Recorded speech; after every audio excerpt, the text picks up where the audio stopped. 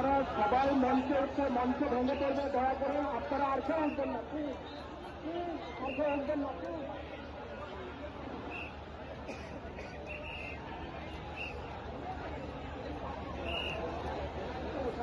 আমরা সবাই কাতারে দাঁড়িয়ে যাই, অনুগ্রহ করে আমরা সবাই জানাজার নামাজের কাতারে দাঁড়িয়ে যাই। অনুগ্রহ করে মাননীয় প্রধান উপদেষ্টা চলে এসছেন, আমি সবাইকে মঞ্চ ত্যাগ করবার জন্য অনুরোধ করি, আমি সবাইকে মঞ্চ ত্যাগ করবার জন্য অনুরোধ করি।